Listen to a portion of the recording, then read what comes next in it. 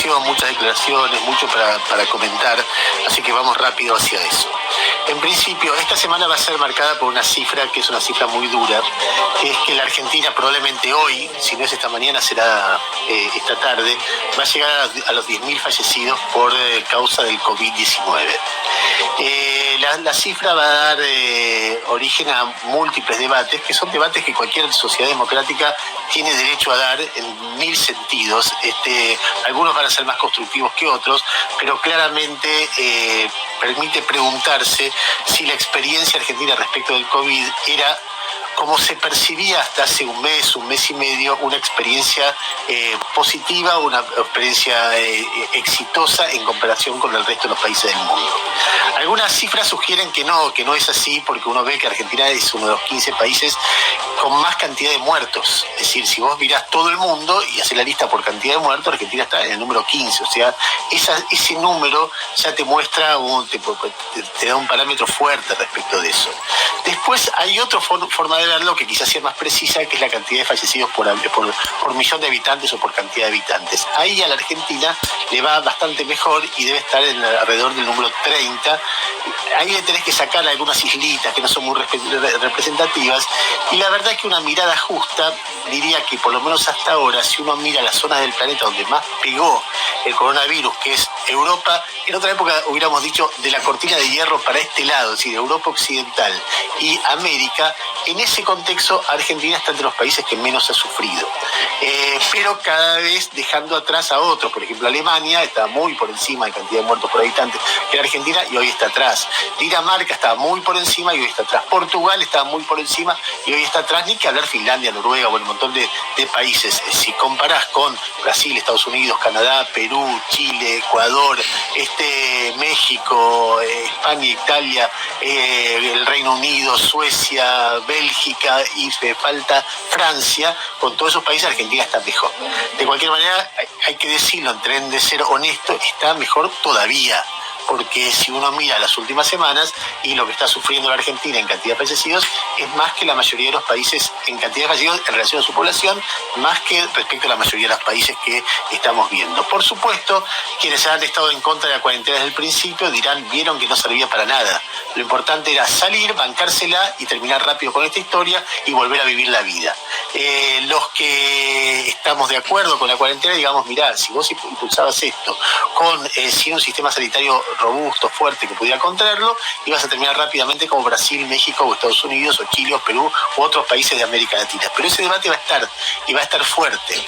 Algunos dirán, esto es culpa de una medida bruta del gobierno, los que estaban en contra de aquella medida, y entonces eso hizo que la gente saliera de cualquier manera en lugar de guiarla. Otros diremos, hubo alguna responsabilidad de los que desde el principio trataron de boicotear la cuarentena.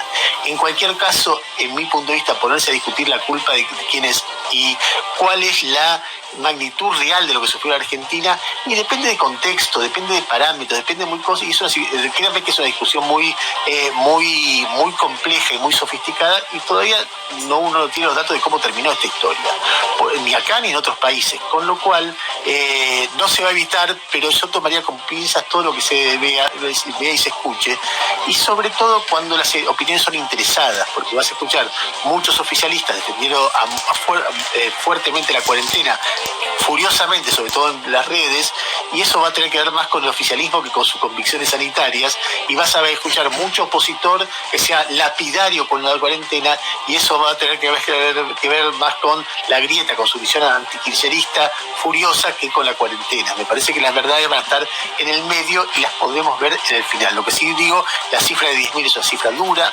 fuerte, contundente, y va a generar los debates que estoy planteando.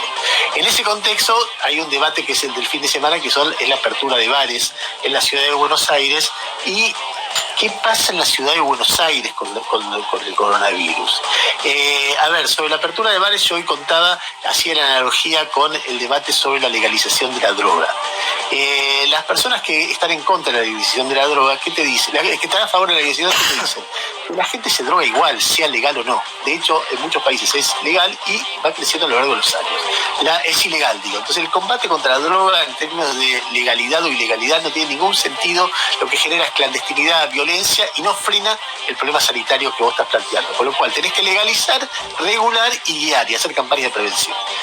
Eso es lo que dicen los aperturistas en este momento. Te dicen, mirá, decir que es ilegal abrir bares cuando la gente se encuentra en sus casas y se contagia es una taradez. Lo que tenés que hacer es habilitarlo y regularlo, porque si no lo empujás a la clandestinidad y es mucho peor y mucho más riesgoso. Los sectores que están más a favor de la regulación, en el caso de las drogas, ¿qué te dicen? Te dicen, si vos sos permisivo, estás estimulando la conducta. Y entonces no podés ser permisivo, por más que vos veas que pese a que la ley, cuando hay una prohibición, eso se hace igual, si vos permitís se va a hacer más, porque estás dando una visión muy clara de que eso se puede hacer. Bueno, eso trasladado a la cuarentena dice lo mismo, que es la expresión de Golián, por ejemplo, que dicen, eso es la ruleta rusa. Si vos permitís, jugás a la ruleta rusa y estás estimulando una conducta que es incorrecta. Bueno, son debates, qué sé yo, dónde ponerse en ese debate, cada uno tiene que estar con su filosofía respecto de esto. En mi caso, a mí no me gusta ver toda esa gente amuchada, me choca, hice lo que contó Gustavo, vi los bares en Palermo y salí rajando, dije, pero esta gente está loca, ¿qué están haciendo? Me generaba esa sensación, pero bueno, es mi forma de entender la vida, qué sé yo, otros tienen otra forma. En ese contexto además hay un debate sobre los números. ¿Por qué? Porque en la ciudad te dicen, estamos estables hace 7, 8 semanas. Lo acaba de decir Quirós en la conferencia que dio recién. Quirós fue muy categórico con los bares, dijo, hay que aprender a tener conducta ciudadana, hay que regularse, no puede volver a pasar lo que pasó el fin de semana, fue demasiada aglomeración, demasiada gente sin barbijo, demasiada gente con el barbijo mal, fue muy enfático como una visión crítica respecto, pero también dijo, lo que pasa en la vía pública está permitido porque si no se hace en vía privada y es mucho más peligroso, con lo cual esa conducta la defendemos y la vamos a regular. Decía, esto se superpone con un debate sobre los números de la ciudad. ¿Por qué? Porque el gobierno de la ciudad informa todos los días con 3-4 días de retraso, lo que yo hace un ratito contaba de la cantidad de gente que se descubre cada día con coronavirus. Y entonces lo que vos ves ahí sí es un racimo que sube y baja los fines de semana y que se mantiene más o menos constante, subiendo, bajando, subiendo, bajando. El gobierno de la nación se apoya en otra medida que también es legítima, que dice, no, miramos el promedio diario de los últimos 7 días y vas a ver cómo las últimas 2 semanas, no me hables de 7 semanas, digamos las últimas 2 semanas, y vas a ver que ese promedio de datos anunciados cada 7 días, los anunciados, no los que tienen que ver con el día hisopado, yo sé que esto es un poquito técnico, eso se dispara en las últimas 2 semanas. Ellos lo acomodan, pero no es lo que está pasando, lo que ellos ven.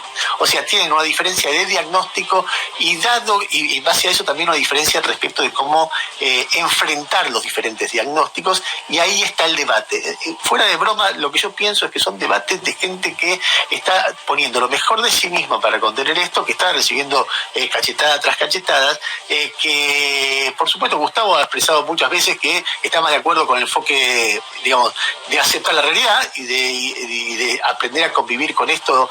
A mí me da un poco más de miedo, pero tampoco defendería un enfoque alternativo, y me doy cuenta que en cada lugar del mundo hay un enfoque distinto que tiene que ver con las filosofías, con los puntos de vista, con las percepciones de las distintas personas respecto, o distintos dirigentes respecto de esto. Naturalmente, ayer hubo un grupo de locos que quemaba, perdón que sea irrespetuoso, pero la verdad es que me da ganas de decir eso, que hicieron una ceremonia de quema de barbijos en el obelisco. Se ríe Gustavo, se ríe Tamara. Escuchá un poquito los audios, pero eran 70, 80. ¿Cuántos eran? 70, 80 dementes que pero parece que quemaban los barbijos. Escuchá. ¡Quema de barbijos! ¡Quema de barbijos!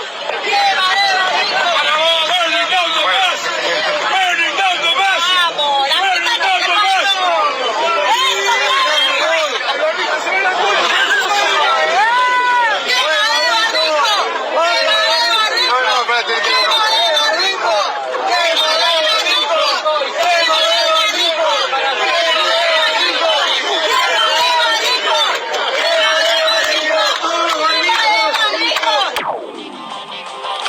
Bueno, ahí está para mí el audio más raro de la semana, Gustavo.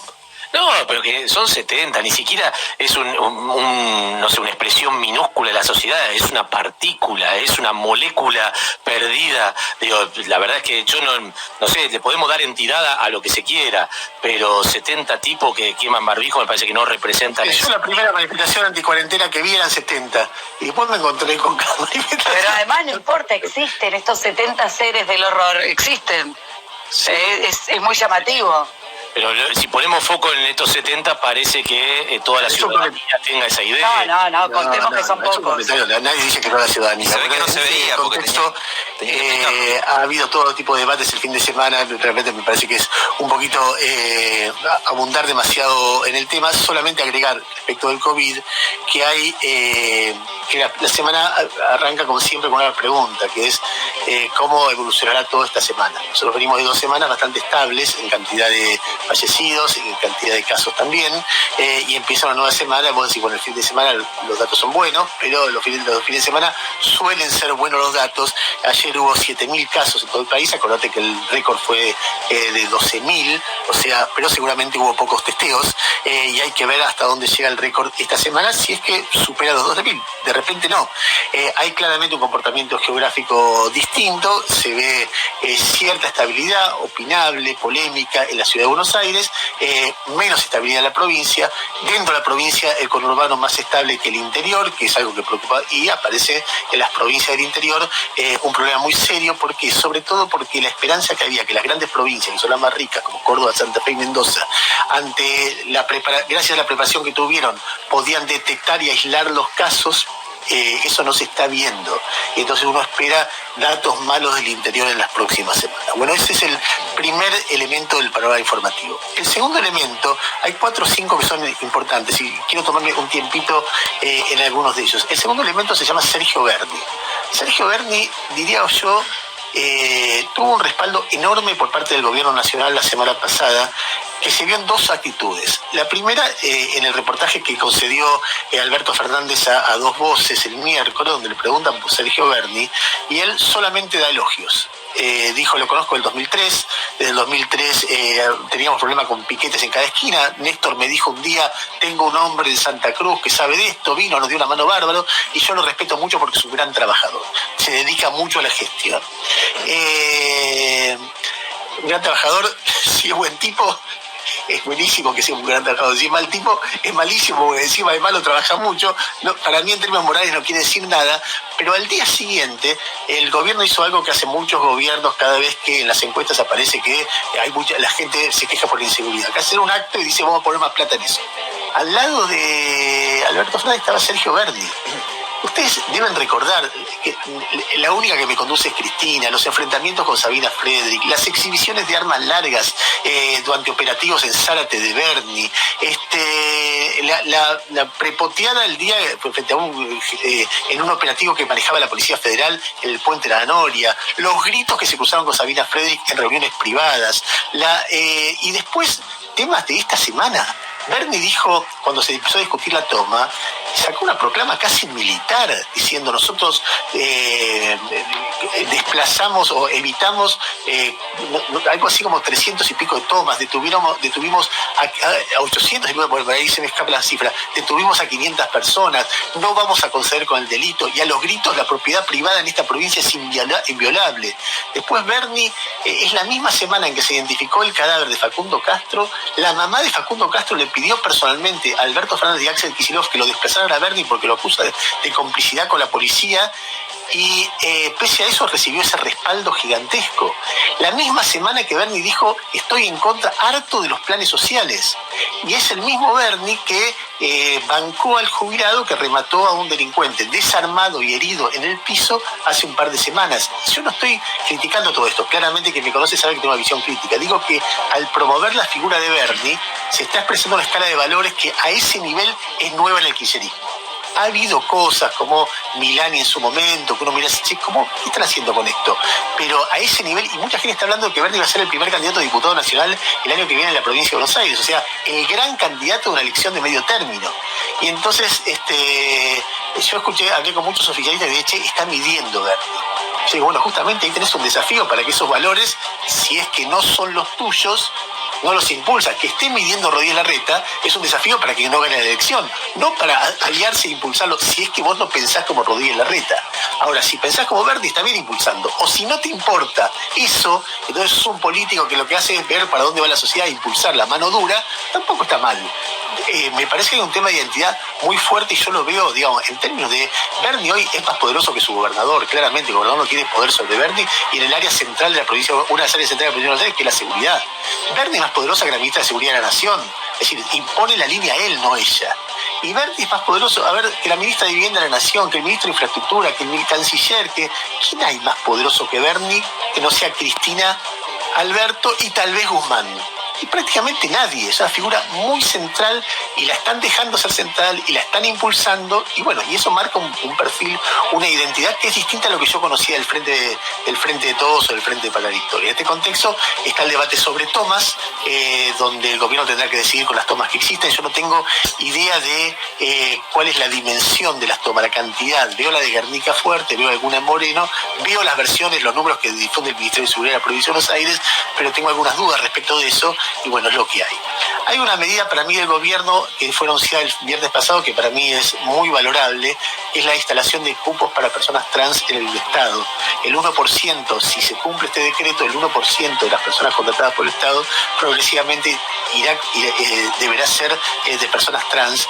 A mí los cupos siempre me generan alguna duda porque por un lado tratan de forzar la ruptura de situaciones discriminatorias, pero por otro lado obligan a contratar gente que por ahí es menos capaz que otra que lo merece por su capacidad. En este caso la discriminación, el odio, la persecución ha sido tan tremenda que me parece que es una buena medida. Naturalmente es mi opinión, después cada cual que opine lo que quiera. Y después hay una frase de Alberto Fernández que a mí me dejó pensando en, primero la frase, que es una frase que a mí me pone tan lejos, cuando dijo, los argentinos de bien vamos a hacer un banderazo cuando termine todo esto. Como que hay argentinos de mal, del mal, que es una frase casi bíblica, de los que estamos del lado del bien contra los que estamos del lado del mal. Y hay veces que me pregunto cómo funciona, cómo alguien dice algo así, cómo se le ocurre en la cabeza que el país se define entre el bien y el mal según la simpatía política de cada uno. Y yo que lo conozco bastante, digo, este no es el tipo que yo conozco, porque muchas veces ha sido un tipo de entender eso. De hecho, los barquinazos que ha dado en su carrera muestran que la política no tiene que ver con una cosa tan taxativa, el bien está de este lado, el mal del otro lado. Pero por otro lado veo muchas veces que dice cosas como de este tipo, con lo cual me doy cuenta que ahí conviven valores en la misma persona que de repente no es que Cristina lo hace ser así, no, es una pavada que subestima al presidente. Él tiene algo de eso, y después se va de ahí, y después vuelve, y después se va, y después vuelve, pero la idea de definir a los argentinos del bien como los propios que marchan cuando el gobierno convoca es muy fuerte en términos de valores. A una persona que no lo tiene incluido no se le ocurre. Algo hay ahí que es un hueso duro de roer, y te lo digo como psicólogo, si es que alguien lo quiere roer, porque es como muchos políticos, pero en él más que otro, va hacia un lado, va hacia el otro con demasiada fuerza. A ver, otro tema que no sé qué repercusión está teniendo, pero que me parece que es importante, tiene que ver con Nicolás Trota, el ministro de Educación. Ayer el cohete a la luna, la publicación que dirige Horacio Berbisky, confirma Horacio Berbisky, se hizo eco de una investigación publicada por un blog cordobés llamado El Disenso, donde dice que el gobierno, la Secretaría de Medio de Comunicación, conducida por Pancho Meritelo, contrató a una empresa offshore que declara su sede en la casa del ministro de Educación, Nicolás Trota, para trabajo de Big Data, una cosa medio rara, y por un monto de 6 palos. O sea que, y en la nota dice que el presidente está enojado con eso, que le pidió explicaciones, y en todo caso que le diga si no tiene explicaciones. No tengo idea si está enojado, no tengo idea si la información es buena o mala. Me imagino por la cantidad de facsímiles que hay en el sitio cordobés, es que la información es buena, y entonces que Trota va a tener que dar explicaciones sobre esto, y Meritelo también, y esto se da en un contexto que además lo publica un medio de inocultable simpatía con el gobierno, con lo cual imagínense la bomba de estruendo que es en términos internos todo esto.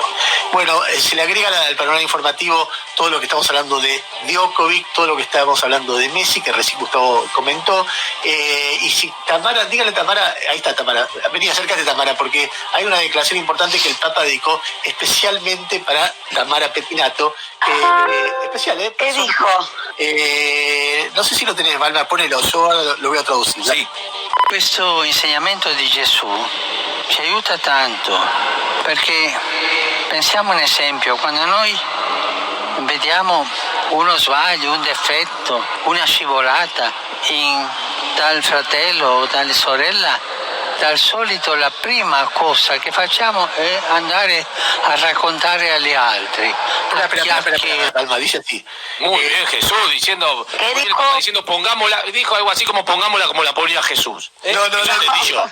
dijo eso. Esta enseñanza de Jesús nos ayuda mucho, porque lo primero que hacemos cuando vemos un error, un defecto, un desliz en un hermano o en una hermana, generalmente lo primero que hacemos es ir a decirse a los demás. O sea, Sí, claro. chismosear. Sí. Y las habladurías cierran el corazón a la comunidad, escucha. E le chiacchiere chiudono il cuore alla comunità, chiudono l'unità della Chiesa. Il grande chiacchierone è il Chiacchierone, diavolo, chismoso. che sempre va dicendo le cose brutte delle altre, perché lui è il bugiardo che cerca di disunire la Chiesa, di allontanare i fratelli e non fare comunità. Per favore, fratelli e sorelle, facciamo un sforzo per non chiacchierare. Il Chiacchierare, chiacchieraggio chismoseare, è una chiacchierare. peste Tiene un più curaca, Bergoglio. Por favor, Jode. fratelli y sorella, hermanos y hermanas, hagamos un esfuerzo para no chiacchierare, chismosear. Y dijo que es peor que el coronavirus. El chismo es peor que el COVID. O sea, se suma la Jode, saga. discúlpame, es lo que nos diferencia de los animales. Poder chismosear y hablar mal de los demás. Nos vamos a quedar sin la pelea de Nati J y Ivana Nadal por culpa de... Claro. ¿Y cómo sobrevivimos la No sé, cuarentena? No entiendo. ¿estamos con el Papa o con Tamara? No, con Tamara. A ver. Y bueno, con Tamara. Ya- Bueno, No, el representante de Dios en No, la no, tierra bueno. es... no. Dios no dijo eso en ningún momento, nunca escuché. Yo quiero ir al sea- cielo, como todos que los sea, que sea peor que el coronavirus. Para mí se mete ¿A con quién el mata periodismo, chisme? amenaza la No, libertad de señor. expresión. Seguimos con el populismo que es peor que el coronavirus. Macri le hizo más mal al país que el coronavirus. El neoliberalismo es peor. Bueno, eso Al final era re bueno el coronavirus. Claro. Chiacchierare. No, pero el chisme no mata, señor. El chisme no mata. Antes de darle... Para mí que debe haber alguna información que el Papa no quiere que salga a la luz de su vida Claro. privada. Eso, no Guarda, quiere que... Me da miedo que no se pueda decir lo que hace locura, ¿no? Se está cubriendo, no abras el paraguas, que de vos no vamos a hablar hoy, Bergoglio. Llama a la hermana. Muy bien, es el momento en que nuestros amigos de Garantizar presentan los números de Jairo Straccia. Dale. Garantizar, la forma que tiene tu pyme de acceder a las mejores líneas de crédito de todos los bancos. Garantizar, facilitamos tu financiamiento, garantizamos tu crecimiento. 17% cayeron las ventas minoristas en la zona metropolitana en agosto, según datos de la Confederación Argentina de la Mediana Empresa.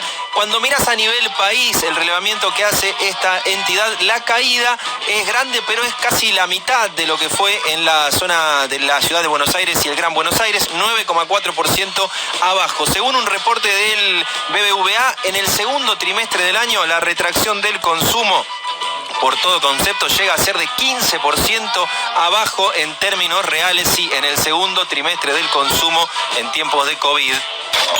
1000 puntos básicos rondaría el nuevo riesgo país de la Argentina ahora que arrancan a cotizar nuevos bonos de la deuda. No llega la pospandemia, pero sí arranca hoy el postcanje después del arreglo con los acreedores. Empiezan a cotizar unos nuevos papelitos que dio la Argentina donde se promete a pagar fuerte dentro de unos años con los que reemplazó los papelitos anteriores con los que se había comprometido a pagar y no terminó pagando. Esos nuevos títulos públicos van a tener un riesgo país, se calcula, del orden de los 1000 puntos básicos, que es la mitad de lo que había o incluso menos cuando terminó la era Macri, pero todavía 4 o 5 veces más que el riesgo país de los demás países de la región. Y vos decís, ¿a mí qué me importa? Bueno, básicamente ese es el dato con el que se calcula cuánto le sale a la Argentina hoy pedir guita prestado si pidiera, pero sobre todo a las provincias y a las empresas que en todo caso necesiten financiar en algún momento una inversión.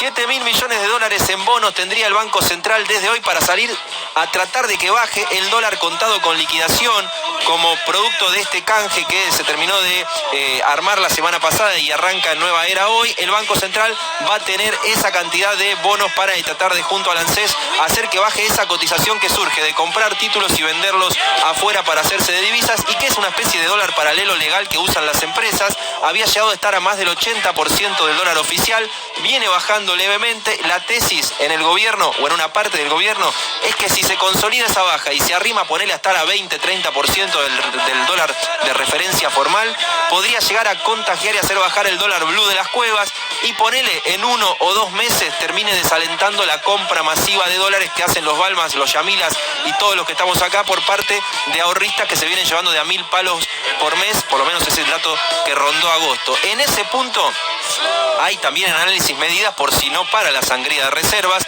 meter algún incentivo para que compres dólares quizás con menos impuestos y los dejes en el sistema bancario, con algún formulario que te trate de desalentar hacerlo, o incluso está en análisis algún tipo de desdoblamiento formal del tipo de cambio, que haya un precio del dólar para ahorrar y un precio del dólar para el comercio. Ponele, por resumírtelo rápido, y dame uno más, Balma. 87% de los empleados argentinos es Messi.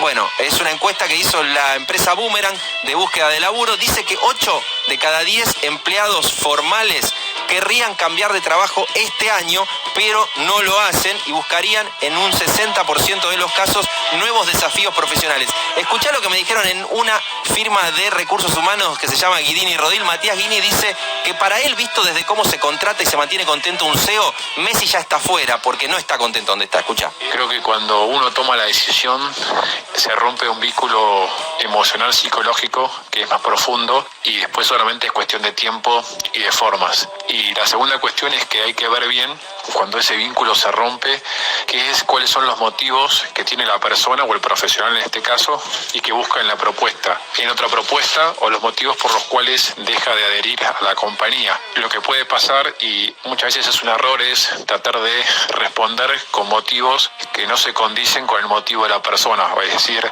ofrecer más dinero cuando en realidad lo que lo mueve pasa a un proyecto, o al revés. A veces el profesional habla que está buscando otro proyecto, pero lo que busca es más dinero.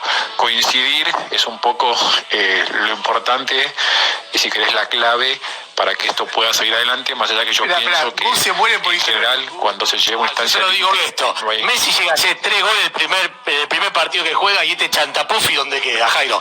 Hablemos, escúchame. Si vos mismo acabas de decir que no es cuestión de guita y que va a terminar yéndose eventualmente el año que viene. Sí, está bien, pero yo no estoy diciendo que el tipo va a jugar mal, ni mucho menos. No. Lo que está diciendo este buen hombre. Dice, no, si se quiere ir, ya no está comprometido con el proyecto. Messi, ¿sabés qué? Hoy, 12:30 del mediodía, hora de Argentina, va el entrenamiento. Hace 5 goles en el entrenamiento hoy para esta persona y mandale el video. Bueno, dale, hablamos en un año. Muy bien, ¿ya estamos, Jairo? Estamos. Muy bien, y arranca su música. En el video anterior decíamos que Bernie tiene que renunciar. En realidad lo tienen que desplazar. Para un gobierno que dice ser progresista y que se muestra como progresista en muchos aspectos, tener a Bernie es un retroceso, porque la batalla también es cultural y también se da en cada uno de los aspectos de la sociedad. Con lo cual, Bernie, que se parece en demasía a Patricia Bullrich, no podría estar en un gobierno que se dice progresista y que debería tener otra mirada de la seguridad más allá de palos y represión.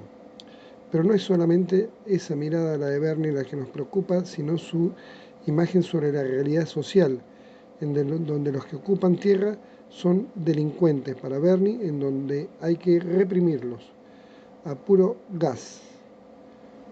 Bernie debería renunciar en un gobierno progresista, o ser desplazado sería mucho mejor.